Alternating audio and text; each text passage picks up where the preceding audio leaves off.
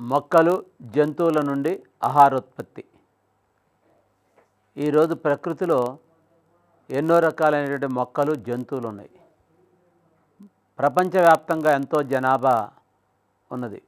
వీరందరికీ ఆహారం అందియాలంటే మరి అలా పూర్తిగా ప్రపంచ జనాభా మొత్తం కూడా మొక్కలపైన జంతువులపైన ఆహారం కోసం ఆధారపడి ఉంది.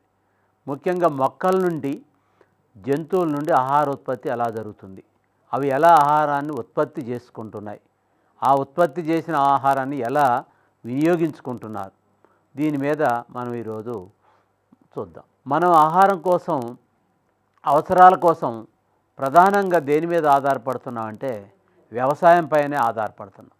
ఆహారం అనగానే గుర్తుకొచ్చేది వ్యవసాయం. వ్యవసాయం ద్వారానే పండే పంటల ద్వారా ప్రపంచ జనాభాకి, అన్ని జంతుజాలాలకు కూడా ఈరోజు ఆహారం అందుతుంది. మనం తినే ఆహార పదార్థాలన్నీ చాలా వరకు మొక్కల నుండి లభిస్తున్నాయి. ఎక్కువ భాగం మనం ప్రతిరోజు తింటున్నటువంటి వరి మనం 80%, 90% ఆహారం అన్నంగా తీసుకుంటే ఒక 20%, ఒక 10% మాత్రమే ఇతర కూరగాయల మీద, ఇతర వాటి మీద ఆధారపడి ఆహారాన్ని భుజిస్తున్నాం. మరి ఈరోజు ఆహారం ముఖ్యంగా ఎక్కువగా పండ్లైతే, కాయగూరలైతే, వరి ధాన్యం అయితే ప్రతిదీ కూడా మొక్కల మీద ఆధారపడి జీవించేది ఎక్కువ ఉంది. 100% కూడా మనం మొక్కల మీద ఆధారపడి జీవిస్తున్నటువంటి వాళ్ళం చాలామంది, చాలా జంతువులు ఉన్నాయి. మనకు ఉపయోగపడే మొక్కలను అధిక సంఖ్యలో పెంచటాన్ని పంట అంటారు. మనం ఈరోజు ఆదిమ మానవుడి నుంచి చూసినట్టయితే ఎన్నో రకాలైనటువంటి మొక్కలు, తనకు నచ్చిన మొక్కలు, తన శరీరానికి నచ్చినటువంటి, తన శరీరానికి పడేటటువంటి మరి ఎన్నిక చేసుకొని ఆ మొక్కలను రాబోయే తరాలకు అందించడం జరిగింది. అవే మొక్కల్ని ఇంకా కొన్ని మొక్కలు మనం గుర్తించి ఆ మొక్కలన్నీ కూడా పంట రూపంలో మనం పండిస్తూ మన ఆహార ధాన్య కొరతను తీర్చుకుంటున్నాం. ఈరోజు పంటలు పండించే వృత్తిని వ్యవసాయం అన్నాం. మనకు ఉపయోగపడే పంటల్ని మనం పండించుతూ దాన్ని మనం పంట అంటున్నాం. ఏ పంట అయితే మనకు ఉపయోగపడే దాన్ని పండిస్తున్నామో దాన్ని మనం పంటలు అంటున్నాం. పంట పొలాలు అంటే మనం పండించేయి, మనం సొంతంగా దున్ని నాటి మనకు నచ్చినటువంటి విత్తనాలని మనం తిరిగి పొందడానికి చేసేటటువంటి ప్రక్రియే పంట అని అంటారు. పంటలు పండించే వృత్తి ఈరోజు వ్యవసాయం. అంటే ఈ వ్యవసాయం చేసే వారిని మనం రైతులు అంటారు.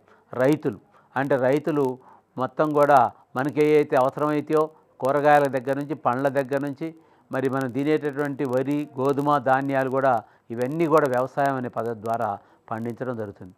ఈ పంటల్లో రకరకాలుగా ఉన్నాయి. దీర్ఘకాల పంటలు అంటే మనం చూస్తున్నాం, కొన్ని చెట్లు వేస్తే, మామిడి చెట్లు వేస్తే ఒక 15, 20 ఏళ్ళు, 30 ఏళ్ళు అవి ఎప్పుడు అదే చెట్టు, వేసిన చెట్టు కాస్తూ పోతాయి. అది ఒక రకమైనటువంటి పంట. ఇప్పుడు మనం మామూలుగా తినే పంటల్లో కూడా కొన్ని ఉన్నాయి. కొన్ని ఏంటంటే దీర్ఘకాలిక పంటలని కొన్ని ఉన్నాయి. పంటలు ప్రతి సంవత్సరం పంటని వేసి ప్రతి సంవత్సరం మళ్ళీ మనం ధాన్యాన్ని పొందేటటువంటి పద్ధతులు కొన్ని ఉన్నాయి, పండ్లు కాకుండా. దీర్ఘకాల పంటల్లో జొన్న, కందులు వంటి పంటలు పండటానికి 180 రోజులు అంతకంటే ఎక్కువ కాలం పడుతుంది. వీటిని మనం దీర్ఘకాలిక పంట అంటే ఎక్కువ టైం తీసుకుంటుంది. మనకి 2 నెలల్లో, 3 నెలల్లో కాదు, 6 నెలలు పైగా పంటలు పండటానికి టైం తీసుకుంటుంది. వీటిని మనం ప్రతి సంవత్సరం వేసే పంటల్లో సంవత్సరంలోనే ఎక్కువ కాలం పండేటటువంటి పంటను మనం దీర్ఘకాల పంటలు అని అన్నాం. అలాగే స్వల్పకాలిక పంటలు అంటే పెసలు, మినువులు లాంటి 100 రోజుల్లోపు వస్తాయి. కొన్ని వరి ధాన్యాలు కూడా 100 రోజుల్లోపు వచ్చే ఉన్నాయి. అంటే ఈ వరి కూడా ఈ స్వల్పకాలిక పంటల్లోనే మనకు వచ్చే అవకాశం. అంటే తక్కువ రోజుల్లో పండుతాయి. వీటిని మనం స్వల్పకాలిక పంటలు. వీటిని అవసరమైతే సంవత్సర కాలంలో 2 పంటలుగా వేయచ్చు, మరి కొన్ని 3 పంటలుగా కూడా వేయచ్చు అన్నమాట. కాబట్టి వీటిని మనం స్వల్పకాలిక పంటలు అంటాం. అలాగే ఖరీఫ్ పంటలు. ఖరీఫ్ పంటలు అంటే ఏంటి అంటే వర్షాకాలం. ఖరీఫ్ అంటే వర్షం అని అర్థం. ఖరీఫ్ ఇక్కడ దాన్ని మనం వర్షం అనేటటువంటి పేరు దానికి అర్థం. అయితే ఇక్కడ అరబిక్ భాషలో ఖరీఫ్ అంటే వర్షం అని మనం గుర్తుంచుకోవాలా. వర్షాకాలంలో అనగానే జూన్ నుంచి అక్టోబర్ లేదా నవంబర్, డిసెంబర్ లోపు మనకు పండే పంటలన్నీ కూడా ఖరీఫ్ పంటలు అంటారు. అని మన రైతులు, మన వాళ్ళు మాట్లాడుకుంటారు, ఖరీఫ్ ఏమేసావు, రబీ ఏమేసావు అంటారు. ఖరీఫ్ అంటే ఏంటి? మన తెలంగాణ విషయానికి వచ్చినప్పుడు యాసంగి, వానాకాలం. అంటే యాసంగి పంట, వానాకాలం పంట అని అంటాం. యాసంగి పంట అంటే మనం జనవరి అంటే డిసెంబర్ తర్వాత వేసే పంట. వానాకాలం పంట అంటే వానాకాలం అప్పుడు వేసే పంటలు. అంటే ఇట్లా మనం వాటికి ఒక పేరు పెట్టాం. అలాగే ఖరీఫ్ పంటలకు ఏమేమి వేస్తాం మనం? వరి వేస్తాం, చెరుకేస్తాం. అంటే వర్షాకాలంలో వేసే పంటలు అంటే చెరుకేస్తాం, మిరప, మరి జొన్న, పత్తి, పసుపు మొదలగునన్నీ కూడా ఇవి ముందలనే ఖరీఫ్ టైంలో అంటే వానాకాలపు టైంలో మనం వేసే పంటలు. అంటే ఈ అరబిక్ భాషలో ఖరీఫ్ అంటే వాన అని అర్థం, వర్షము అని అర్థం, గుర్తుంచుకోవాలి. అలాగే నెక్స్ట్ రబీ పంటలు. రబీ పంటలు అంటే శీతాకాలంలో అనగా అక్టోబర్ నుంచి లేకపోతే నవంబర్ నుంచి ఏప్రిల్ మధ్య వరకు పండే పంటలన్నీ కూడా రబీ పంటలు అంటారు. అంటే ఈ రబీ అని అంటే కూడా అర్థం ఇక్కడ చలికాలం అని అర్థం. దీనికి కూడా రబీ అనే పదం చలికాలం అనేటటువంటిది. అయితే ఇక్కడ ఈ పంటలు ఎక్కువగా మనం ఈ పండే పంటలు ఏమిటి అని అంటే ఉదాహరణకి బార్లీ, జీలకర్ర, ధనియాలు, ఆవాలు, శనగలు, ఇవన్నీ కూడా మనం మొట్టమొదటి వర్షాలు అప్పుడు వేస్తే ఇవి ఎక్కువగా దిగుబడి రావు. కాబట్టి మనకి దానికి అనుకూలమైన వాతావరణం ఎప్పుడంటే దీన్ని అక్టోబర్ తర్వాత, నవంబర్ తర్వాత, అక్టోబర్ తర్వాత మాత్రమే వీటిని మనం వేస్తేనే వర్షాలు తక్కువ కాలం ఉండి అవి పండటానికి ఈజీగా ఉంటుంది. ఆ పంట ఈజీగా మన చేతికి వస్తుంది అన్నమాట. అలాగే నెక్స్ట్ మొక్కలు నిర్ణీత ఎత్తుకు పెరిగిన తర్వాత నిర్దిష్టమైన సంఖ్యలో కొమ్మలు ఏర్పడినప్పుడు కానీ, కాండం కణుపులు ఏర్పడినప్పుడు కానీ, 4, 5, 6, 7 ఆకులు నుండి అంటే 9 అంటే 6, 7, 9 ఆకుల వరకు ఏర్పడిన తర్వాత మాత్రమే ఇవి ఒక మొక్క పుయ్యటం అనేది, పుష్పించడం అనేది మొదలవుతుంది. ఇలా బాగా గమనించాలి మనం. అంటే ఒక మొక్క ఒక పువ్వు పూస్తే, పువ్వు ద్వారా కాయ కాస్తే, కాయల ద్వారా ధాన్యంగా మారుతుంది. అంటే ఇక్కడ అది రావాలంటే ఫస్ట్ కొంత ఎత్తు పెరగాల, కొన్ని కొమ్మలు రావాలి, అలాగే కొన్ని ఆకులు కూడా ఏర్పడాలి. ఈ ఏర్పడిన అనంతరం దాని నుంచి ఒక పువ్వు పూయటం జరుగుతుంది. ఆ పువ్వే మళ్ళీ పంటకు దారితీస్తుంది. అంటే ఈ విధంగా పువ్వులు పూయటానికి ఒక మొక్కలో ఈ విధమైనటువంటి లక్షణాలు వచ్చిన తర్వాత మాత్రమే సాధ్యమవుతుంది. స్వల్ప రాత్రికాల పంట. ఇదేంటిందా మనం స్వల్పకాలిక పంటలు అనుకున్నాం, అంటే తక్కువ టైంలో పండే పంటలు. అదే దీర్ఘకాలిక పంటలు అనుకున్నాం, ఎక్కువ టైంలో పండే పంటలు. అంటే ఈడ మనం స్వల్పకాలిక కాకుండా ఈడ స్వల్ప రాత్రికాల పంట, అంటే రాత్రి మాత్రమే, అంటే స్వల్ప రాత్రి అంటే తక్కువ రాత్రి టైం ఉన్న సమయంలో పండే పంటలు, వాటిని మనం స్వల్ప రాత్రికాల పంటలు అంటాం. ఇప్పుడు తక్కువ టైం అంటే ఏంది? రాత్రిపూట సమయం. ఒక్కొక్కసారి రాత్రి కొన్నిటికి 12 గంటలు ఉంటుంది, కొన్ని టైంలో 12:30, కొన్ని టైంలో చలికాలం అప్పుడు రాత్రి కాలం ఎక్కువగా ఉంటుంది.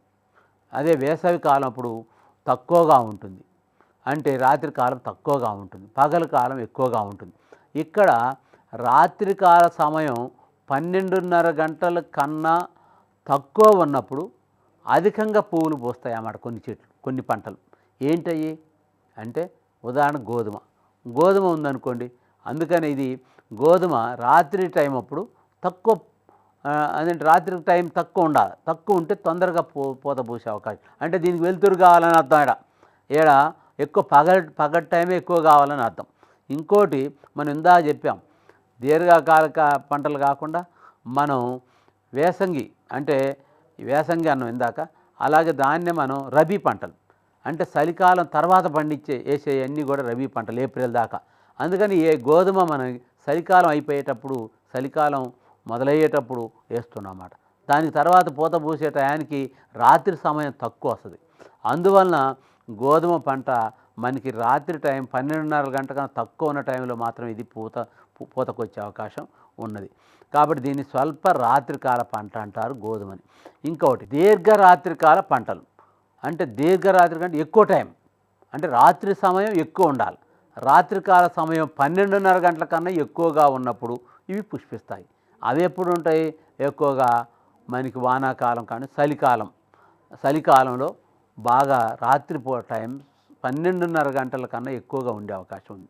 ఉదాహరణకి ఇవి జొన్న, పత్తి, ఇవన్నీ కూడా రాత్రికాల సమయం ఎక్కువ ఉన్నట్టయితే బాగుంటుంది. ఇకపోతే తటస్థ పంటలని అంటారు. తటస్థ పంటలంటే ఇక రాత్రి కాలంతో పని ఎక్కువ ఉండక్కర్లేదు, మరి రాత్రికాలం తక్కువ ఉండక్కర్లా, రాత్రికాలం ఎక్కువ కూడా ఉండక్కర్లేదు. అలాంటి వాటిలో కొన్ని రకాల మొక్కలు పుష్పించడానికి రాత్రి సమయం ప్రభావం ఏమీ ఉండదు. కాబట్టి దీన్ని మనం తటస్థ కాల పంటలు అంటారు. ఇవి సంవత్సరం పొడవునా పూస్తూనే ఉంటాయి. ఉదాహరణకి మరి ఏమిందాక ఆ సంవత్సరం పొడవునా పూత పూసేటటువంటి తటస్థ కాల పంట అంటే సోయా చిక్కుడు. సోయా చిక్కుడు సంవత్సరం పొడుగుతా అది పూస్తూనే ఉంటుంది. అలాగే మూడో పంటగా తక్కువ సమయంలో పండే పంటలను కూడా పండిస్తారు కొన్నిటిని. చాలా దేశాల్లో బియ్యాన్ని ఆహారంగా తీసుకుంటారు. ప్రపంచవ్యాప్తంగా అత్యధికంగా ఎక్కువ దేశాల్లో ఆహారంగా తీసుకునేది ఏ ధాన్యం అని అంటే వరి ధాన్యం మాత్రమే. దీనికి ఒక పేరు కూడా ఉంది, విశ్వధాన్యపు పంట. అంటే ప్రపంచంలో విశ్వంలో అత్యధికంగా పండించేటటువంటి పంట, అత్యధికంగా ఆహారంగా తీసుకునేటటువంటి పంట ఏదైతే ఉందో దాన్నే మనం వరి అంటాం. ఆ వరినే విశ్వధాన్యపు పంట అంటారు. ఇంగ్లీష్లో మనం గ్లోబల్ గ్రెయిన్ అంటే విత్తనం, గ్లోబల్ గ్రెయిన్ అని మనం అంటాం. వరి పంటను మీసోలిథిక్ యుగం నుంచి పండిస్తున్నారు. ఆదిమ మానవుడు తర్వాత ఈ వరి ధాన్యం కనుక్కున్నటువంటి కొన్ని వందల వేల సంవత్సరాల క్రితం కనుక్కున్న మీసోలిథిక్ అప్పుడు యుగంలో కనుక్కోవడం జరిగింది. మరియు హరప్పా నాగరికత 2000 కాలంలోనే సాగు చేసినట్టు ఆధారాలు ఉన్నాయి. అంటే ఈ హరప్పా నాగరికత కూడా వాళ్ళు అప్పటి నుంచే ఆ నాగరికతలోనే ఈ వరి పంటను పండించిన ఆధారాలు మనకు ఉన్నాయండి. ప్రపంచంలో అధిక సంఖ్యలో అధిక విస్తీర్ణంలో చూసినప్పుడు మన దేశంలో హెక్టార్కు పండించే పంట చాలా తక్కువ. వరి పంట పండిస్తున్న మన దేశంలో కూడా బాగా ఎక్కువగానే, కానీ మన దేశంలో హెక్టార్కు కానీ ఒక ఎకరాకు కానీ పండించే పంట ఇతర దేశాలతో పోల్చినప్పుడు మనకి తక్కువగానే ఉంది. ఇంకా మనం ఎక్కువ పండించేటటువంటి పద్ధతులు ఏంటి? నేల కాదు కారణం. మరి ఇంకేంటి కారణం అంటే మనం వ్యవసాయం చేసే పద్ధతుల అది కాదు కారణం. అంటే విత్తనాలు అంటే అత్యధిక దిగుబడినిచ్చే విత్తనాలని, వంగడాలని సంకరకరణ పద్ధతిలో తయారు చేసుకున్నట్టయితే, మన నేలకు తగ్గట్టుగా తయారు చేసుకున్నట్టయితే మనం అప్పుడు అత్యధికంగా ఎక్కువ పంటను పొందే అవకాశం ఉన్నది. అలాగే వ్యవసాయ పనులు ఎలా చేస్తారు? మరి వ్యవసాయ ఉత్పత్తి చేసేటప్పుడు మనం ఏదో గాలికో దానంతట అదే ప్రకృతి వరంగా అడవుల్లో కనుక చూసినట్టయితే అయ్యో కొన్ని చెట్లకు కాయలు అయ్యే కాస్తుంటాయి, అయ్యే పూస్తుంటాయి, అయ్యే జరుగుతుంటాయి. అవి ఎప్పుడో ఒకటి వచ్చి తెచ్చుకుంటాం. అది ఒక క్రమ పద్ధతి, అది నేచర్గా ప్రకృతి పరంగా వాటంతా అవే పండుతున్నాయి. మానవ ప్రభావం లేకుండా కొన్ని ఫలాలు, కాయలు, కొన్ని పంటలు పండుతున్నాయి. కానీ అలా కాకుండా మానవ ప్రభావంతో చేసే పంటలు వ్యవసాయ పనులు. అంటే ఒక క్రమ పద్ధతిలో వ్యవసాయం చేయాలి, ఒక క్రమ పద్ధతిలో వ్యవసాయ పనులు చేయాలి మనం. అంటే వ్యవసాయ పనులు ప్రారంభించేటప్పుడు మన భారతదేశంలో కానీ మన తెలుగు రాష్ట్రాల్లో కానీ ఏరువాక అనేటువంటి పండగతో మొదలు పెడతారు. వెనకట మనకి సినిమాలో కూడా పాట ఉంది, ఏరువాక సాగాలు అని. అంటే ఇక్కడ ఏరువాక అనే పండగతోటి మరి ఎద్దులకి ఆ రోజు మంచిగా బ్రహ్మాండం కడిగి తయారు చేసి అదే ఆ రోజు ప్రతి పొలంలో నాగలతో దున్నటం, ఎరువు తోలుకోవటం, అంటే పొలాల పనులు అన్ని పంట పొలాలలో జరిగేటటువంటి వ్యవసాయ పనుల్ని ప్రారంభించటం అనేది ఏరువాక అనే పండుగతోటి స్టార్ట్ చేసుకుంటారు మనకి వెనకటి నుంచి కూడా. మరి ఇప్పుడు వాస్తవంగా అంతగా తక్కువగానే చేస్తున్నారు. కొన్ని ఊళ్ళల్లో ఇప్పటికి కూడా ఆ ఆనవాయితీని, ఆ సాంప్రదాయాన్ని ఇప్పటికి కూడా కొనసాగించడం జరుగుతుంది. సాధారణంగా చాలా పంటలు ఒకే పద్ధతిలో ఉంటాయి, కొన్ని మాత్రం కొన్ని ప్రత్యేక పద్ధతులు ఉంటాయి. ఇప్పుడు వరి ఉంది, ఇంక వేరే పంటలు ఉన్నాయి, కొన్ని అన్నీ ఒక పద్ధతులనే ఉంటాయి. కానీ కొన్ని పద్ధతులు మిరపతోట ఉంది, దానికి వరికి ఒకే పద్ధతిగా అవలంబిస్తే కుదరదు. పత్తి వేరేది ఒక పద్ధతి అవలంబిస్తే కుదరదు. అంటే ఒక్కొక్క పంట పండించడానికి కొన్ని పద్ధతులు ఉంటాయి అనేది గుర్తించాలి. ఫస్ట్ ఏం పద్ధతులు ఉంటాయి అంటే నేలను శుద్ధి చేయటం. అంటే నేలను ముందు శుద్ధి అంటే నీట్గా చేసుకోవాలి. అంటే పొలాల్లో ముళ్ళు లేకుండా, రాళ్ళు లేకుండా, దాంట్లో ఏమైనా వేరే చెత్త చెదారం లేకుండా ముందు శుభ్రత చేసుకోవాలి. అంటే ఫస్టు ఆ విధంగా చేసుకున్న తర్వాత నేలను దున్నుకోవాలి. లేకపోతే ఫస్ట్ సిద్ధం చేసుకోవటంలో విత్తనాలు నాటాలి, కలుపులు తీయాలి, నీటిపారుదల సౌకర్యం కల్పించాలి, ఎరువులు అందించుకోవాలి, పంట మార్పిడి చేయాలి, పంటలను భద్రపరచుకోవాలి. ఇట్లా ఉన్నాయి. నేలను సిద్ధం చేయటం, విత్తనాలు నాటడం, కలుపు తీయటం, నీటిపారుదల సౌకర్యం, ఎరువులు అందించటం, పంట మార్పిడి చేయటం, పంటలను భద్రపరచడం. ఫస్ట్ నేలను శుభ్రం చేసుకున్న తర్వాత ఏం చేస్తారు? దున్నుతారు. దున్నటమే శుభ్రం చేయటం అంటేనే మొత్తం దున్ని నీట్గా వదిలిపెట్టాలి. తర్వాత దాంట్లో విత్తనాలు నాటుకోవాలి. విత్తనాలు దాటేటప్పుడు తప్పనిసరిగా ఎరువు వేయాలి. దానికి బలం రావాలంటే, భూమికి బలం రావాలంటే కొంత డిఏపి ప్యాకెట్లు, యూరియాలు ఇట్లాంటి కొన్ని నత్రజనియుతమైనటువంటి ఎరువులను వాడాలి. అలాగే నీటిపారుదల సౌకర్యం. మరి నీరు కేవలం వర్షాల ఆధారంగా పంటలు పండియాలన్నా, ఒకవేళ బావుల ద్వారా లేకపోతే వేరే మార్గాల ద్వారా, బోర్ల ద్వారా మనం ఏదైనా ఏర్పాటు చేయదలుచుకుంటే వాడికి తగిన ఏర్పాటు చేసుకోవాలి. పంట మార్పిడి కూడా చేయాలి. ఈ సంవత్సరం వేసిన పంట వచ్చే సంవత్సరం వేయకూడదు.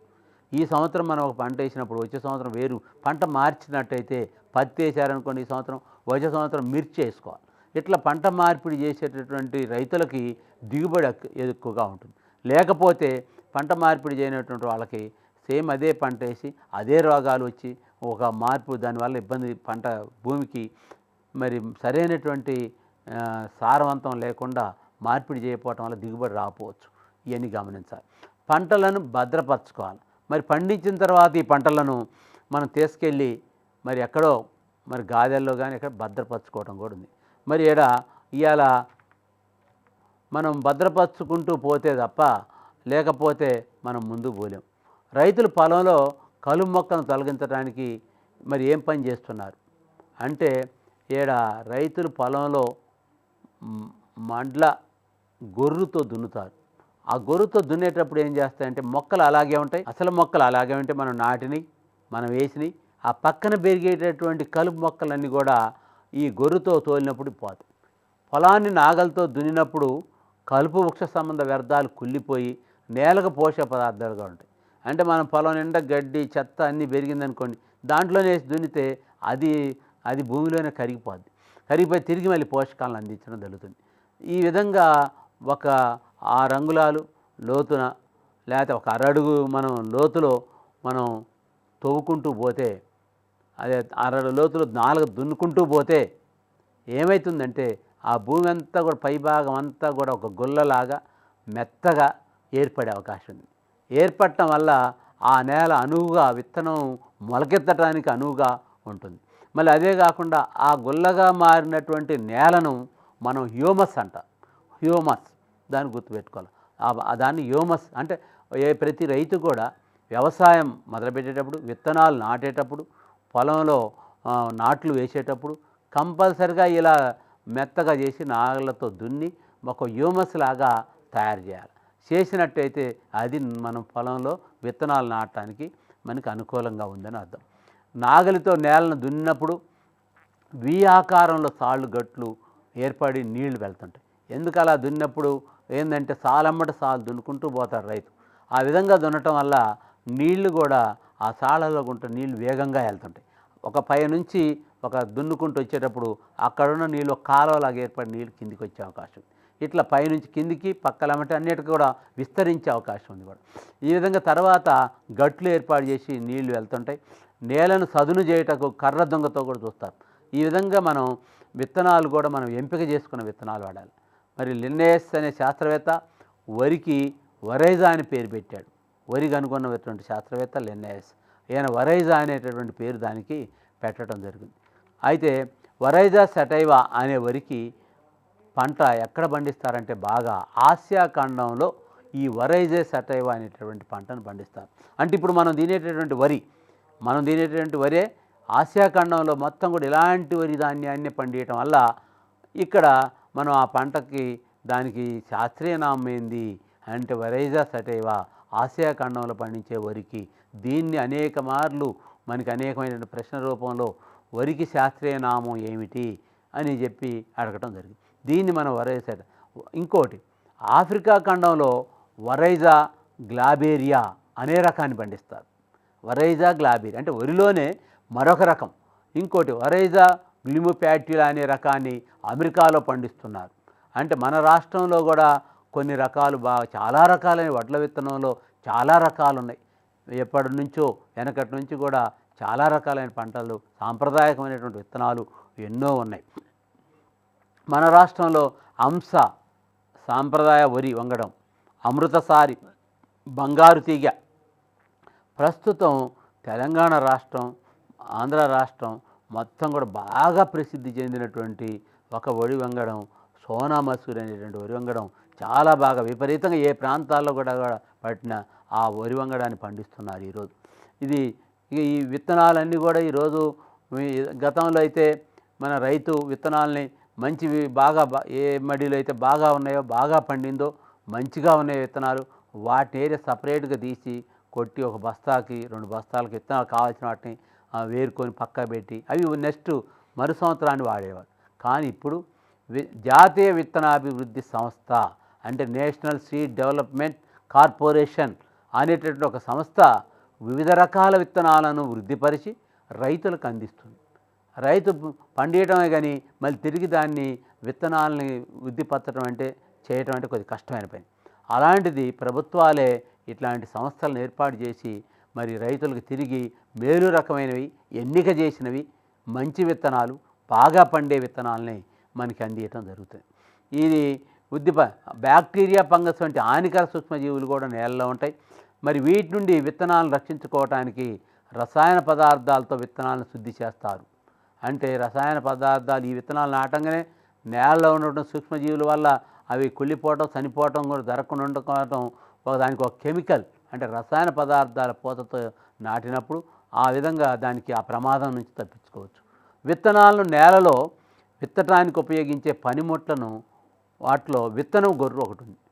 అంటే ఈ విత్తనం గొర్రు ఏం చేస్తారంటే మనం పైన విత్తనాలు వేసుకుంటూ పైన పోసుకుంటూ పోతే కింద గొర్రెమ్మటి విత్తనాలు పడుకుంటూ పోతాయి. ఆ విధంగా పోసేటటువంటి దాన్ని విత్తనపు గొర్రె అంటారు. అవి భూమిలో వాటి సాళ్ళల్లో పడుకుంటూ పోతాయి. ఆ విధంగా విత్తనాలను మనం నాటే పద్ధతిని వెనకటి నుంచి మన రైతులు రకరకాల పద్ధతుల ద్వారా వ్యవసాయాన్ని చేశారు. రకరకాల పనిముట్లను కనుగొని వ్యవసాయాన్ని అభివృద్ధి చేశారు. అలాగే విత్తనాలు భూమిలో చల్లి కొద్ది రోజుల తర్వాత నారు బీకి మడుల్లో నిర్ణీత దూరంలో ఉండేలా నాటుతారు. ఇప్పుడు వరి ఎలా నాటుతున్నారు? ఫస్ట్ మన రైతులు ఒక మంచి ఎన్నిక చేసుకున్నట్టు విత్తనాలు తీసుకుపోయి ఒక పొలంలో పోసి దానికి ప్రతిరోజు నీళ్లుగా పెట్టి ఆ తర్వాత అది ఒక 20 రోజులు 30 రోజుల తర్వాత దాన్ని పీకి వేరే ప్రదేశం అంటే మనం చదును చేసుకొని వ్యవసాయం నాటడానికి అనుకూలమైన ప్రదేశంలో కొంతమంది కూలీల ద్వారా నాటేసేవారి ద్వారా వాటిని కొంత నిర్ణీత దూరంలో నాటడం జరుగుతుంది. దీన్నే మనం నాట్లు వేయటం అంటారు. ఈ నాట్లు వేసే పద్ధతి మరి అందరికీ తెలుసు. దూరంగా వేస్తారు దగ్గర. ఇప్పుడు ఆ నారు పోసినట్టే మనం వరినేస్తే అవి పెరగవు. ఎందుకంటే ఎక్కువ ఒక దగ్గర అయ్యి అవి పెరిగేసరికి పెరగైదు కాదు, నిర్ణీత స్థలం ఉండదు, పెరగకుండా చచ్చిపోయే అవకాశం ఉంది. కాబట్టి నిర్ణీత దూరం వేసినప్పుడు ప్రతి వరి కంకి వరి కూడా పెరిగి పెద్దగా అయ్యి మనకి వరి ధాన్యాన్ని అందించే అవకాశం. ఇకపోతే ఈ వరి ఇట్లా పంటలకు కూడా కొన్ని మనకి నష్టాలు కలగజేసేవి కూడా కొన్ని పురుగులు ఉన్నాయి. రసం పీల్చే పురుగులు, కీటకాలు, లార్వాలు, ఎపిడ్ పంట మొక్కల్ని ఆశిస్తుంటాయి. అంటే ఇవన్నీ మన పంట మొక్కల ద్వారానే పంట మొక్కల్లోనే పెరుగుతుంటాయి. కొన్ని కీటకాలు ఆకులను తింటుంటాయి, కొన్ని కాండానికి రంధ్రం చేస్తాయి, చేసి ఆకులు కాండం నుంచి రసాన్ని పీల్చుకుంటాయి. మరి వీటికి క్రిమిసంహారక మందులు కొట్టేస్తున్నారు. మనం ఇప్పుడు చూసినట్టయితే పెస్టిసైడ్స్ ఫెర్టిలైజర్ షాప్స్ మనం చూస్తున్నాం. వీటికి రైతు ఎమ్మటే ఆకు ఎర్రగా మారినా, మరి గోధుమ రంగులో మారినా, పసుపు రంగులో మారినా వెంటనే అది పట్టుకొని మరి షాప్కి వెళ్ళి దీనికి ఏ రోగం అని చెప్పి కొంత అగ్రికల్చర్ ఆఫీసర్స్ని కూడా కలిసి సరైనటువంటి మందులు తీసుకొని దానికి వచ్చినటువంటి రోగాన్ని పోవడానికి ప్రయత్నాలు చేసేవాడు. అన్ని రకాల పంటలు వ్యాధులకు గురవుతూనే ఉంటాయి. మనం అనుకుంటాం ప్రతి పంట ఇప్పుడు ఇవాళ మందు కొట్టకుండా వ్యవసాయం చేయట్లేదు, పంటలు పండటం లేదు. కాబట్టి తప్పనిసరిగా మందు కొట్టే పరిస్థితి వస్తుంది. అనేక వ్యాధులకు గురవుతున్నాయి కాబట్టి పంటలు కొన్నిసార్లు ఆకు పేలి మరి గొంగల పురుగులు ఆకులను చిగుళ్ళతో సహా తినేస్తాయి. ఇలా చిగుళ్ళతో సహా తినేస్తాయి. మరి యాజమాన్య పద్ధతుల ద్వారా క్రిమి కీటకాలు, బ్యాక్టీరియా తదితర కీటకాల నుంచి పంటలను సంరక్షించుకోవాల్సిన అవసరం ఉంది. వాటిని చాలా జాగ్రత్తగా తీసుకోవాలి. ఒక పంట చేతికి రావాలంటే దాని పొలాన్ని మంచిగా దున్నుకోవాలా, మళ్ళీ మంచిగా నాటుకోవాలా, వ్యవసాయ పనులు చేసుకోవాలా, మళ్ళీ తిరిగి నాటిన తర్వాత సరైన నీటి పారుదల అందియాల. ఆ తర్వాత మళ్ళీ పంటలకు రోగాలు పడుతున్నాయి. ఆ వ్యాధులు కలుగజేసినప్పుడు సరైనటువంటి మందులు కూడా తోటి వాటి వ్యాధులను కూడా తొలగించే ఉపాయం చేయాలి. మరి ఈ విధంగా చేసినట్టయితే మనం సరైన పంటను పొందవచ్చు. గోధుమ, వరి, చెరుకు ఎక్కువగా శిలీంధ్ర వ్యాధులకు గురవుతుంటాయి. వేరుశనగలు అయితే వచ్చే ఫంగస్ వ్యాధిని టిక్కా తెగులు అంటారు. టిక్కా అంటే ఇది కూడా మనకి చాలాసార్లు అనేకమైన సార్లు ఎగ్జామ్స్లో కాంపిటేటివ్ టెస్ట్లో ఈ టిక్కా తెగులు అనేటటువంటి ఫంగస్ వ్యాధి వేరుశనగలో మాత్రమే వస్తుంది. దీన్ని మనం ఒక బిట్ రూపంలో వేరుశనగలో వచ్చే తెగులు ఏంటి అని అంటే టిక్కా తెగులు, ఫంగస్ టిక్కా తెగులు ఈ మొక్కలో వస్తుంది. ఏ వరి, బి గోధుమ, ఇట్లా శనగ, ఇట్లా 4 బిట్ల రూపంలో కూడా మనం అడుగుతాడు ఆబ్జెక్టివ్ టైప్. అడిగినప్పుడు మనం దీనికి సరైన ఆన్సరు టిక్కా తెగులని గుర్తు రాగానే వేరుశనగ అని గుర్తు రావాలి. అలాగే శిలీంధ్ర వ్యాధులు వల్ల ఆకులపై తెలుపు, నలుపు మరియు గోధుమ రంగు మచ్చలు, మెత్తగా పొడిగా కూడిన పొర ఏర్పడుతుంది దాని మీద. అంటే ఈ శిలీంధ్రాలు ఎక్కువ గోధుమ వాటి మీద వచ్చే అవకాశం ఉంది. బ్యాక్టీరియా, వైరస్ల వలన ఆకులు రంగును కోల్పోవడం జరుగుతుంది. మరి ఈ విధంగా కొన్ని మొక్కల్లో ఈ కీటకాల వల్ల జబ్బులు వస్తున్నాయి బాగా, అంటే వీటికి రోగాలు వస్తున్నాయి. వీటిని తొలగించాలంటే తప్పనిసరిగా మనం మరి ఏ ఒక క్రిమి సంహారక మందులు వాడాల్సిందే. ఎడారి మిడతలు మన దేశంలో అన్ని కాలాల్లో కనిపిస్తాయి. కానీ దక్కని జాతి రెక్కలు లేని ఆకు మిడత ఖరీఫ్ కాలంలో మాత్రమే కనిపించి వీటి వల్ల పంటలకు నష్టం జరుగుతుంది. అంటే ఇవి కూడా మిడత కొట్టింది అంటారు, మిడత కొట్టింది, మిడతలు పడ్డాయి అంటారు, మిడతల దండు పడదంటారు పొలాల మీద.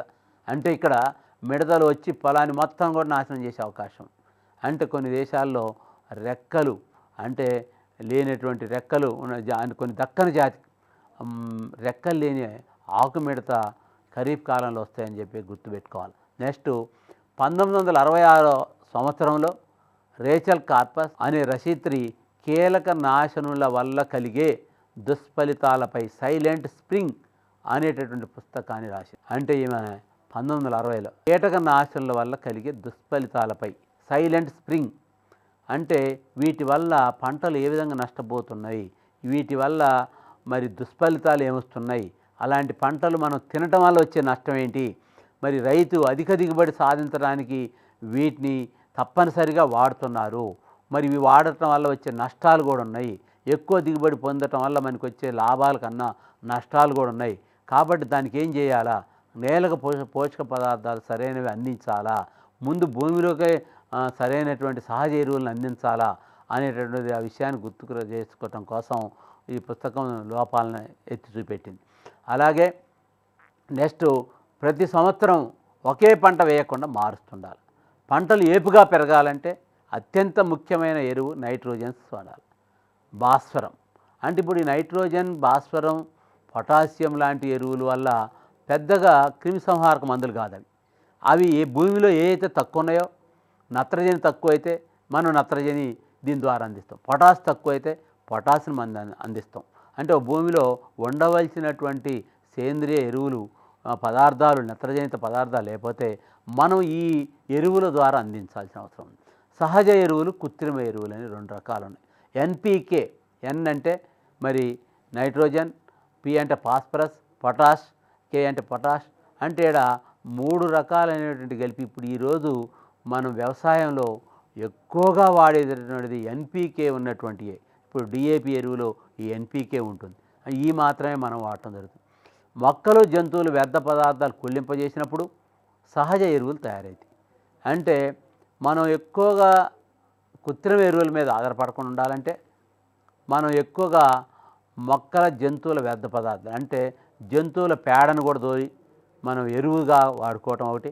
ఇంకొకటి కొన్ని జంతువులు కాకుండా కుళ్ళిపోయినటువంటి వాటిని కూడా మనం అక్కడ వేయటం. అట్లనే జంతువుల చెత్త, జదారం ఇవన్నీ కూడా భూమిలోనే కుళ్ళింపజేయాలి. ఒక్కోసారి మన వాళ్ళు పొలాన్ని సాగు చేసేటప్పుడు ముందరనే కొన్ని పంటలను వేసి పెసర, బొబ్బెర లాంటివి వేసి కోసిన తర్వాత వీటిని దాంట్లోనే జనుము, జిలుగు ఇట్లాంటివన్నీ వేసి దాంట్లోనే దున్నేస్తారు. దున్నేసి 2-3 రోజులు నీటిని పెట్టి ఉంచుతారు. ఆ విధంగా ఉంచటం వల్ల ఇది మొత్తం కరిగి భూమిలో సేంద్రియ ఎరువులను ఇచ్చే అవకాశం, సహజ ఎరువులను ఇచ్చే అవకాశం. దానివల్ల మనకి పొలానికి మంచిగా పోషక పదార్థాలను మనం అందించినటువంటి వారు అవుతాం. మరి వీటిని కుళ్ళింపజేసి పోషక ఎరువులను తయారు చేసే పద్ధతిని అవలంబించాలని చెప్పి నత్రజని, భాస్వరం, పొటాష్తో కూడిన ఎరువులు, urea, DAP, super phosphate, potash పేర్లతో మార్కెట్లో ఈరోజు అమ్ముతున్నారు. అవి మన పొలానికి ఏది తక్కువ ఉందో, ఒక్కోసారి ఈ పొలానికి పొటాష్ తక్కువ ఉంది అంటే ఆ పొటాష్ని తెచ్చేయాలి, ఒక్కోదానికి దీనికి సూపర్ తక్కువ ఉంది, సూపర్ ఫాస్ఫేట్ తక్కువ ఉంది, అదే మనం వాడాలి. ఇట్లా పొలాన్ని కూడా అప్పుడప్పుడు భూమి పరీక్షలు కూడా చేయాలి, నేల పరీక్షలు చేయాలి. ఈ భూమిని కొంచెం అంతా తీసుకొని పోయి మన పొలంలో ఉన్నటువంటి నేల కొంత మట్టిని తీసుకుపోయి ఈ మట్టి పరీక్షలు చేసి మట్టిలో ఏమేమి లోపాలు ఉన్నాయి అని చెప్పి మనం తెలుసుకోవచ్చు. ఆ లోపాలకు తగ్గట్టుగా మనం ఎరువులు అందించవచ్చు. అయితే ఈరోజు మరి చాలామంది తమ పొలాల్లో చౌడుగా ఉన్నటువంటి పొలాల్లో చెరువులో ఉన్నటువంటి బాగా పేరుకుపోయినటువంటి మట్టిని, నల్ల మట్టిని ఆ పొలాల్లోకి తోలి ఆ పొలాల్లో వేసి భూమిని పోషక పదార్థాలు అందించి మంచి నాణ్యమైనటువంటి పంటలు పండించడానికి అనుకూలంగా తయారు చేసుకుంటున్నారు ఈరోజు రైతులు. పంట మొక్కలకు నీటిని అందించే విధానాన్ని నీటిపారుదల అంటారు. నీటిపారుదల ఇవాళ వ్యవస్థ అంతా కూడా నీటి మీదనే ఆధారపడుతుంది. పంటలన్నీ కూడా నీటి మీదనే ఆధారపడతాయి. నీరు లేకపోతే గాలికి పండే పంటలు కొన్ని మాత్రమే. దాని ద్వారా ధాన్యం పొందాలంటే, దాని ద్వారానే పంటలు పండించి ప్రపంచానికి అందియాలంటే చాలా కష్టమైంది. అతి తక్కువ మంది జనాభాకు మాత్రం మనం అందించగలుగుతాం. భారతదేశంలో ఉన్నటువంటి నీటి వసతుల్ని, నీటి వనరుల్ని మరి ఉపయోగించుకొని డ్యాముల్లాగా నిర్మాణం చేసుకొని, చెర్లలాగా నిర్మాణం చేసుకొని, మరి ఈరోజు కాకతీయ మిషన్ అని చెప్పి చెర్లని బాగా అభివృద్ధి చేయడం జరుగుతుంది. మనం వర్షం ద్వారా వచ్చినటువంటి నీటిని పట్టి మనం ఒక దగ్గర ఆపుకొని ఆ నీటిని మనం మిగిలినటువంటి ఒక 4 నెలల పాటు మన పొలాలకు ఉపయోగించుకొని మనం పంటలు పండించుకోవాల్సినటువంటి అవసరం ఉంది. దీన్ని గుర్తించి ప్రభుత్వం కూడా ఇలాంటి పనులు రైతులకు అందించడం కోసం చేస్తుంది. అంటే ఇలా పంట మొక్కలకు నీటిని అందించే విధానమే నీటిపారుదల. వివిధ దశల్లో పొలాలకు నీళ్లను అందించడాన్నే నీటిపారుదలమని మనం ఇక్కడ చెప్తున్నాం. అయితే ప్రాచీన వ్యవసాయ పద్ధతులు రైతులు పంట పొలాలకు మరి ఆ రోజుల్లో వెనకటి రోజుల్లో చూసినట్టయితే పాపం మరి నీళ్లు పారుదల ఉందా, ఎక్కువగా వర్షం కురిసినప్పుడే పండిస్తుర్రా అంటే అప్పుడు కూడా కొన్ని పద్ధతులు ఉపయోగించారు రైతులు. వాళ్ళకు తెలిసినటువంటి వాళ్ళు కనుగొన్నటువంటి పద్ధతుల్ని ఏతం వేసి అంటే మోటబావి, గొలుసు చక్రం వంటి సాధనాలతోటి బావిని తీశాక బావిలో ఉన్నటువంటి నీటిని మరి బయటకు తీసుకొచ్చేది. అంటే ఎద్దులతోటి మరి ఒక మోట ద్వారా బొక్కెన లాంటిది చేసుకొని అవి నీళ్ళని బయటికి తొలగించడం చేసేవాళ్ళు. ఆ విధంగా కూడా చాలా వ్యవసాయం చేశారు ఒకప్పుడు. మరి ఆ తర్వాత మన వాళ్ళు శాస్త్రజ్ఞులు మరి మోటార్లు, ఇంజన్లు ఇవన్నీ కనుక్కోవటం వల్ల మనం ఇప్పుడు వాటిని ఉపయోగించుకోలేకపోతున్నాం. అవసరం లేదు ఇప్పుడే. ఎందుకంటే ఇక స్పీడ్ యుగం బాగా మనకు అవసరం, తొందరగా నీళ్ళు వచ్చే అవసరం ఉండి శ్రమ తక్కువగా ఉండి వచ్చేటటువంటి పద్ధతులను ఉపయోగించడం వల్ల మనకి ఈరోజు మన పంటలు ఇంకా పండించడానికి ఎక్కువ జరుగుతుంది. లిఫ్ట్లు వేస్తున్నాం, బాయిలకు మోటార్లు పెడుతున్నాం, ఇవన్నీ కూడా. ప్రస్తుతం డీజిల్ బయోగ్యాస్ విద్యుత్తో నీటిపారుదల బాగా ఏర్పాటు చేస్తున్నాం. లిఫ్ట్ పద్ధతి ద్వారా కాకుండా డీజిల్ ఇంజన్లు, బయోగ్యాసు, బోర్లు ఇట్లాంటి ఇంజన్ అన్నీ ఉపయోగించుకొని మనం నీటిపారుదల బాగా. మొక్కలకు నీటి నష్టం జరగకుండా నీళ్లను అందించే ఆధునిక పరికరమే స్ప్రింక్లర్. అంటే ఈ నీళ్లు మొక్కలకు నీటి నష్టం జరగకుండా నీళ్లను అంటే ఎక్కువ నీరు వరదలా పోకుండా కొద్దిగా దానికి అవసరమైన నీరుని అందించటం, తర్వాత దాన్ని మళ్ళీ ఆపేయటం. అంటే అట్లా అందిస్తాం, అట్లా స్ప్రింక్లర్ అంటే ఇది చుట్టూ వెదజల్లుతుంది నీటిని. దానికి అవసరమైన నీటిని వెదజల్లి అది పైన పీల్చుకొని దానికి అవసరమైన వరకే మనం మళ్ళీ కొంత టైం తర్వాత కొన్ని రోజుల తర్వాత మళ్ళీ మనం అందించడం జరుగుతుంది. ఈ పద్ధతుల ద్వారా సరిగా లభ్యం కాని ప్రాంతాల్లో నీటిని పొదుపుగా వాడుటకు ఈ పద్ధతిని ఉపయోగిస్తారు రైతులు. అలాగే పొలం మొత్తానికి సమంగా అందేటట్లు కూడా చేస్తారు. ఈ స్ప్రింక్లర్ అనేది కూడా నీటి పీడనం సూత్రంపై పనిచేస్తుంది ఈ యంత్రం. కాబట్టి నీటి లభ్యత తక్కువగా ఉన్న ప్రదేశాల్లో మొక్క మొదళ్లలోనే నీరు చుక్కలుగా బయటటువంటి చేసే పద్ధతి ఉంటుంది. ఈ పద్ధతిని అంటే నీరు చాలా తక్కువగా ఉంది, బోర్లు వేసిన నీరు రావట్లేదు, చెర్లల్లో నీళ్ళు లేవు, ఇటువంటి చోట బావుల్లో కొద్దిగా ఉన్నటువంటి నీరును ఉపయోగించుకోవాలంటే మొదళ్లలో మాత్రమే, దాని మొదళ్ళ వరకే నీళ్ళు కాదు, పొలం మొత్తానికి పెట్టద్దు మన నీళ్ళు.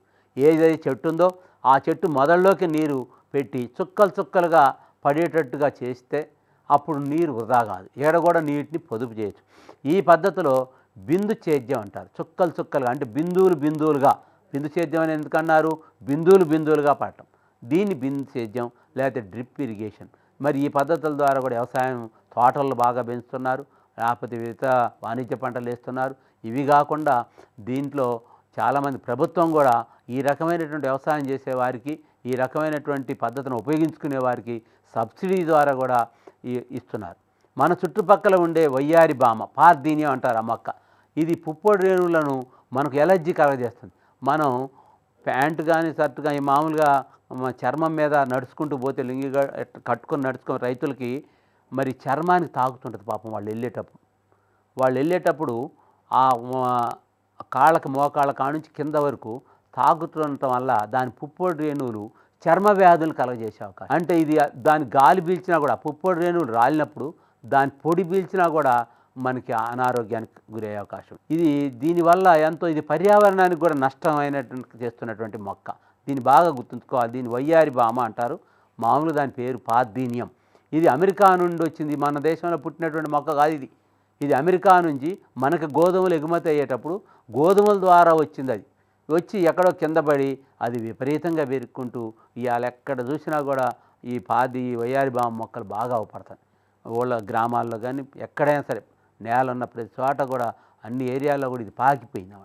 అలాగే కలుపు మొక్కలు చూద్దాం. గరిక, వంజ, వరివిల్లగడ్డి, సుఖభోగి, దారక, బోరద తుంగ, ఇవన్నీ కూడా పంటలు వేసినప్పుడు పెరిగేటటువంటి గడ్డి మొక్కలు. వీటిని మనం మడ్ల గొర్రుతోటి దున్నినప్పుడు పేకలించవచ్చు. దాని మధ్యలో ఒక దంతెల్లాగా అట్లా గొర్రులాగా తోలి అవి మొత్తం లేచిపోతాయి. ఆ విధంగా మనం వాటిని తొలగించే పద్ధతి ఉందన్నమాట. కలుపు మొక్కలను తొలగించడానికి రైతులు ఇప్పుడు ఈరోజు మనం వరి పొలాల్లో పంటలు పండించేటప్పుడు బాగా కొన్ని మొక్కలు పెరుగుతూ ఉంటాయి. వరితో పాటు కూడా స్పీడ్గా పెరుగుతుంటాయి. ఆ పెరిగేటటువంటి మొక్కల్ని ఒక కలుపు మందు కొడితే చనిపోతున్నాయి. ముందే మన వాళ్ళు జాగ్రత్తగా నాట్లు పెట్టగానే కలుపు మందు కొడుతున్నారు. ఆ కలుపు మందు కొట్టడం వల్ల ఇవి చనిపోయాక దానికి కొట్టే కలుపు మందు 2,4-D అనేటువంటి మందు. అంటే 2,4-D అంటే ఏంటంటే 2,4-డైక్లోరోఫినాక్సీ ఎసిటిక్ ఆమ్లం. ఇది ద్విదళ బీజ కలుపు నాశనలను వాడతారు, వాటికి మాత్రమే వాడతారు. ఇవి ఏకదళ బీజం మొక్కలపై ప్రభావం చూపదు. కాబట్టి ఈ మొక్కల్ని దీనికి మందు వాడతారు. దీన్ని అనేక సార్లు మనకి కొన్ని బిట్లు వాడతారు. కలుపు మొక్కల నివారణి, కలుపు మొక్కలు తొలగించడానికి వాడే క్రిమి సంహారక మందు 2,4-D అంటే లేకపోతే 2,4-డైక్లోరోఫినాక్సీ ఎసిటిక్ ఆమ్లము. ఇది ద్విదళ బీజపు కలుపు మొక్కలు మాత్రం తొలగిస్తుంది, ఏకదళ బీజపు మొక్కలపై ప్రభావం చూపదు అని చెప్పాలి. ఇక పంటలు పండిస్తున్నాం, పంట చేతికి వచ్చింది, కానీ ఎన్నో తిప్పలు పడి ఎన్నో ఇబ్బందులు పడి మరి దానికి రోగాలను కూడా తొలగించుకుంటూ పంట పండియటం జరిగింది. ఇక్కడ పంట పండిన తర్వాత మొక్కలను కోసి గింజలను సేకరించడానికి మనకి ఏదైతే అవసరం ఉందో దాని విత్తనాలు కావాలంటే దాన్ని కోసి విత్తనాలు సేకరించేటటువంటి పద్ధతిని నూర్పిళ్ళు అంటారు.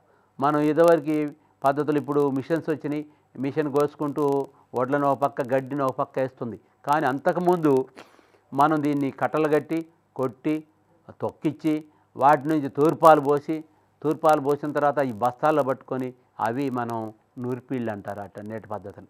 తర్వాత వీటిని వెనకటి రోజుల్లో బొంద తీసి బొందలో ఒక గాదెలా చేసి గడ్డి పెట్టి చుట్టూ దాంట్లో భద్రపరుచుకునేవాళ్ళం. అంటే అదో పద్ధతి. ఇప్పుడు మనం గిడ్డంగుల్లో భద్రపరచడం జరుగుతుంది. ఇవన్నీ మొక్కల నుంచి అయితే జంతువుల నుంచి ఆహార ఉత్పత్తులు చూద్దాం.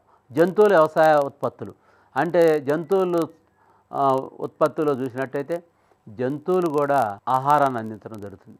రక్షణ, వసతి కల్పించడం, జంతువుల ప్రభజనం వంటి అంశాలు అన్నింటినీ కలిపి మనం పశుపోషణ అంటాం.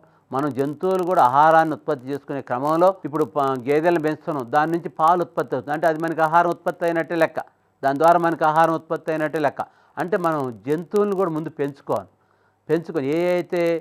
ఏటి ద్వారా అయితే మనకు ఆహారం ఉత్పత్తి అయిద్దో ఆ జంతువులను మనం పెంచుకుంటూ పోవాలి. ఆ జంతువులను మాత్రమే మనం ఎంపిక చేసుకోవాలి. ఆ జంతువులను మాత్రమే మన దగ్గర వాటికి సరైనటువంటి వసతులు కల్పించాలి, రక్షణ కల్పించాలి. మరి ఇక్కడ దీన్నే ఇట్లా కల్పిస్తూ పోవటాన్నే పశు పోషణ అంటారు. మన దేశంలో పశు పోషణ వ్యవసాయంలో ఒక భాగమే, అది కూడా ఒక వ్యవసాయమే.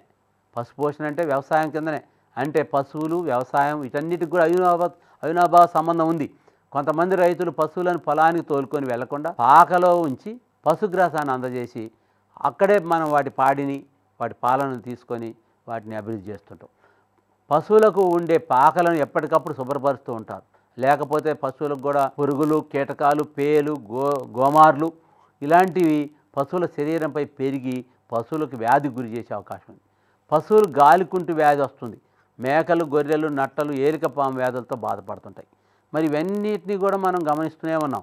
వీటన్నింటినీ కూడా అవసరమైతే డాక్టర్ల దగ్గర దేశపై వాటికి వైద్యం చేపిస్తూనే ఉన్నాం. వీటన్నిటినీ కూడా మనం చేయించడం వల్ల వాటిని అభివృద్ధి చేయగలుగుతున్నాం. మన దేశంలో ఎక్కువ పాడినిచ్చే జాతులు నాగపురి జాతి ఆవులు. ఇవి హర్యానాలో ఉన్నాయి. జెర్సీ, హోల్స్టీన్ డెన్మార్క్లో ఉంటాయి. జెర్సీ ఆవులు ఇంగ్లాండ్, హోల్స్టీన్ డెన్మార్క్ వంటి విదేశీ జాతులను కూడా మనకు ఆడ పెంచుతున్నారు. విదేశీ జాతులను మన స్వదేశీ జాతులతో సంకరకరణం చేసి పొందినటువంటి జాతి ఆవుల ద్వారా 8 నుంచి 20 లీటర్ల వరకు పాలు దిగుబడినిచ్చే సంకర జాతులను ఉత్పత్తి చేస్తున్నాం. అంటే ఒక్కటే 8 నుంచి 20 లీటర్ల వరకు పాలు ఇచ్చేటువంటి జాతుల్ని ఈ పద్ధతిలో సంకరకరణ పద్ధతిలో ఉత్పత్తి చేయడం జరుగుతుంది. ప్రభుత్వ రంగాల్లో చాలా పాల శీతల కేంద్రాలుండి పాశ్చరైజేషన్ ద్వారా కూడా పాలు నిల్వ చేస్తున్నాం. 63 సెంటీగ్రేడ్ల వరకు 30 నిమిషాల పాటు వేడి చేసి దాన్ని తిరిగి 10 నిమిషాలు చల్లబరిచి ఆ పాలను మనం వాడినట్టయితే ఆ విధంగా చేసుకునేటువంటి విధానాన్నే పాశ్చరైజేషన్ అని చెప్పి మనం అంటాం. ఇది లూయి పాశ్చర్ కనుగొన్నటువంటి విషయం మీకు ఇంతకుముందే మనకు తెలుసు. అంటే ఈ పాశ్చరైజేషన్ ద్వారా వేడి చేసి చల్లార్చి అవి మనం వాడినట్టయితే దాంట్లో కొన్ని బ్యాక్టీరియా, వైరస్లను తొలగించి మనం కొన్ని సూక్ష్మజీవుల నుంచి కూడా మనం ఎదుర్కోవచ్చు అని చెప్పడం జరిగింది. భారతదేశంలో అత్యధికంగా పాలను ఉత్పత్తి చేసే రాష్ట్రం ఉత్తరప్రదేశ్. ఉత్తరప్రదేశ్ రాష్ట్రంలో పాలు అత్యధిక దిగుబడి అవుతుంది. అంటే దీంట్లో మనం ఒక ప్రశ్న, అంటే పాలు అత్యధికంగా ఉత్పత్తి చేసే రాష్ట్రం పేరు ఉత్తరప్రదేశ్. మరి ఉత్తరప్రదేశ్లో ఎక్కువగా మరి దిగుబడే రాష్ట్రం కూడా ఉత్తరప్రదేశ్. అయితే ఇక్కడ ఈ పాల విషయానికి వచ్చినప్పుడు ప్రొఫెసర్ జేకే కొరియన్ అనే శ్వేత విప్లవకారుడు భారతదేశంలో ఆవులు, గేదెలు సంకరకరణం ద్వారా ఉత్పత్తి చేసి గణనీయంగా పాల ఉత్పత్తిలో శ్వేత విప్లవాన్ని తీసుకొచ్చింది. ఎందుకంటేనా పాలే ధ్యేయంగా పెట్టుకున్నాడు.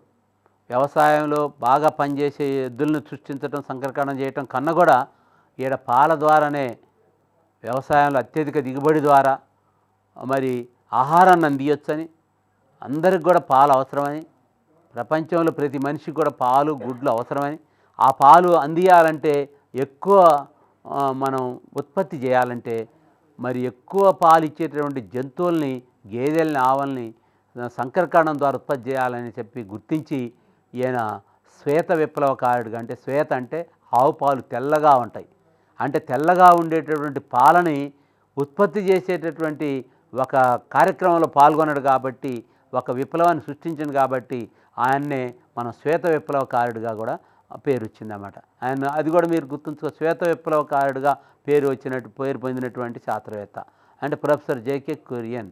అలాగే క్షీరదాల్లో ఈ పాలు ఎలా ఇస్తాయి జంతువులు, ఈ జంతువులన్నీ కూడా పాలల్లో క్షీరగ్రంథులుండి పాలను స్రవిస్తుంటాయి. పాలు తెల్లని కొల్లలాయిడ్ అనేటువంటి పదార్థం ఉంటుంది పాలల్లో కొల్లాయిడల్ అనేటువంటి పదార్థం ద్వారా ఇది తెల్లగా, అన్నీ తెల్లగా ఉండవు, పాలు మాత్రమే తెల్లగా ఉంటాయి. కారణం అది దాంట్లో కొల్లాయిడల్ అనేటువంటి పదార్థం ఉండటం వల్ల వస్తుంది. జున్నుబాలు అనగానే అంటే పశువులు ఈనినప్పుడు 72 గంటల వరకు వచ్చే పాలను జున్నుబాలు అంటారు. అంటే అప్పటిదాకా, అంటే 72 గంటల తర్వాత వచ్చే వాటిలో మాత్రం జున్నుబాలు అన్నాం. ఆ తర్వాత ఇచ్చే పాలను దాంట్లో కొలెస్ట్రామ్ లేకుండా తెల్లని చిక్కని పదార్థాలు ఉంటాయి. కొలెస్ట్రామ్ అంటే ఉండటం వల్ల అది జున్నుగా ఉంటాయి, మేగడగా ఉంటుంది. కాబట్టి వాటిని మాత్రమే మనం జున్నుబాలు అంటాం, అవి మాత్రమే జున్నుబాలుగా తాగు.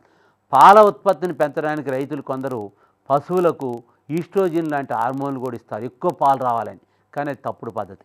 కానీ దీనివల్ల ఒక లోపం, ఇంకొక తప్పు జరుగుతుంది. అంటే బాలికల్లో వయసు రాకముందే తొందరగా యవ్వనానికి వచ్చే అవకాశం ఉంది.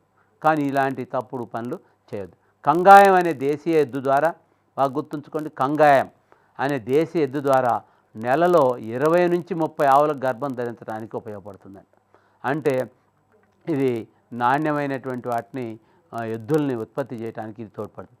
శ్రేష్టమైన దూడలు దీని ద్వారా జరిగే అవకాశం ఉంది.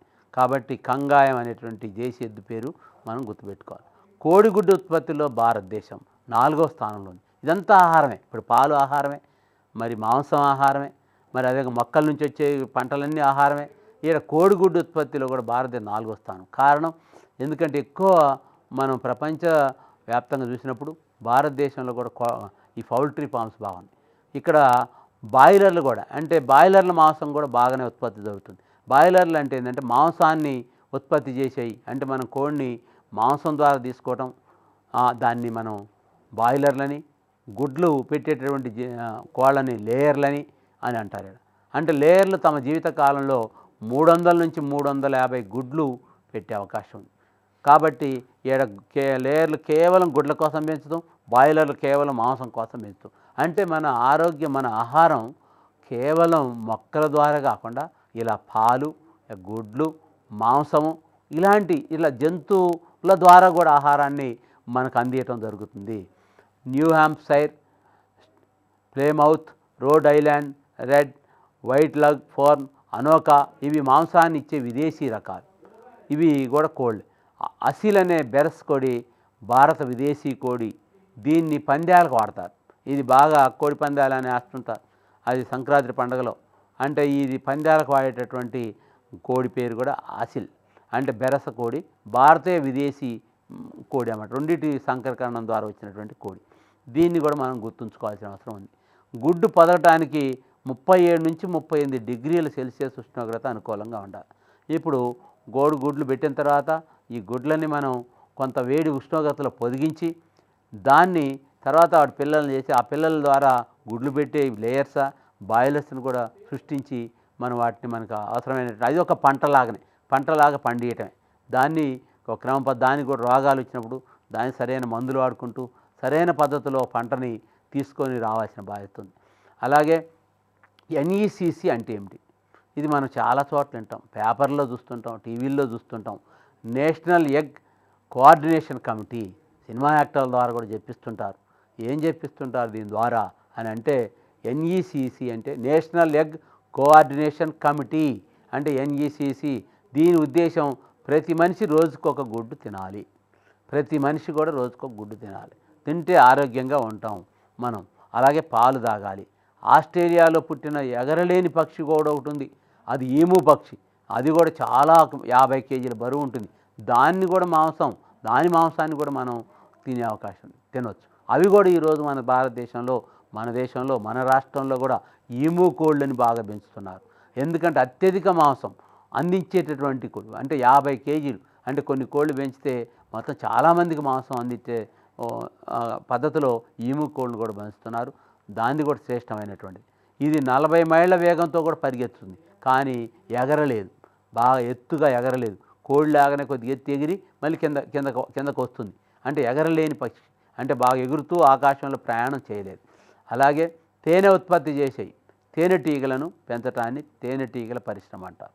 ఇవాళ తేనెటీగలు కూడా, దీంట్లో కూడా మనకు ఆహార ఉత్పత్తి ఉంది.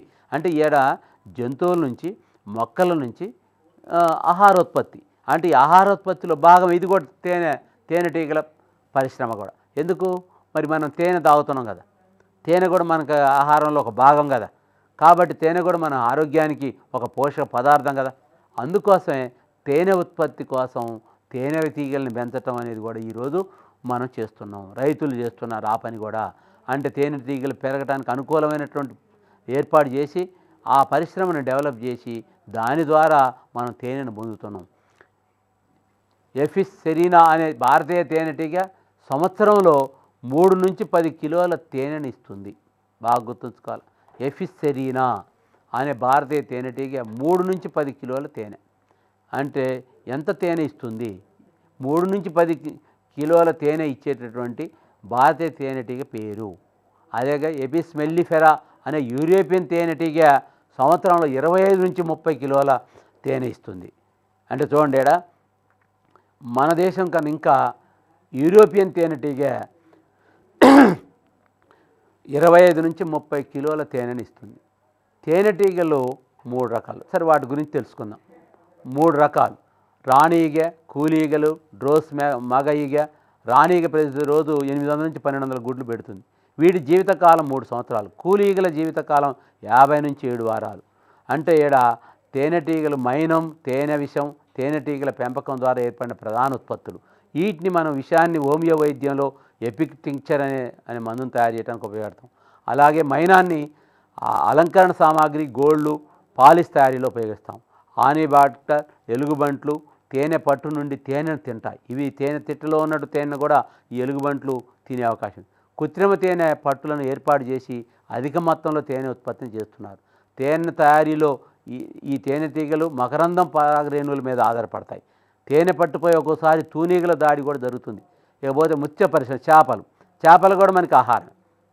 ఇది అధిక మొత్తంలో, ఎక్కువ మొత్తంలో ప్రోటీన్లు కలిగినటువంటి ఏదైతే ఉందనుకుంటే అది మాత్రం చేపలే. ఈ చేపలు కూడా మనకి ప్రోటీన్లు అవసరం మన శరీరానికి. కాబట్టి భారతదేశంలో చేపల పెంపకం కూడా చెర్ల ద్వారా జరుగుతుంది. భారతదేశంలో 7500 కిలోమీటర్ సముద్ర తీరం ఉంది. కాబట్టి చేపలు కూడా మనకి ఆహారాన్ని అందించే. దీనిలో కూడా రకరకాల చేపలు. మోసు అనే చేప మధ్య ప్రాంతంలో ఆహారం సేకరించి బురద మట్టి కుంటల్లో కూడా ఉంటుంది. ఇకపోతే ముఖ్యమైన ప్రశ్నలు వచ్చినప్పుడు కూడా మనం చదువుకోవాలా. మరి ఖరీఫ్ పంటలు ఏంది, విశ్వధాన్య పంట ఏంది, ఆసియా ఖండాలు పండించే పంట ఏంది, ఇవన్నీ కూడా మన ప్రశ్నలు చూసుకోవాలి. ఎన్పీకే అంటే ఏంది. కాబట్టి ఈ చాప్టర్లో కూడా చాలా ముఖ్యమైన ప్రశ్నలు ఉన్నాయి. మనం బాగా ఒకసారి గుర్తు తెచ్చుకొని, జ్ఞాపకం తెచ్చుకొని, అంటే అనేకమైన కాంపిటీషన్ టెస్ట్లో కూడా మనం విజయం సాధించడానికి ఇవి తోడ్పడతాయని తెలియజేస్తూ అందరికి కూడా నమస్కారాలు తెలియజేస్తూ నెక్స్ట్ క్లాస్లో చదువుతాం.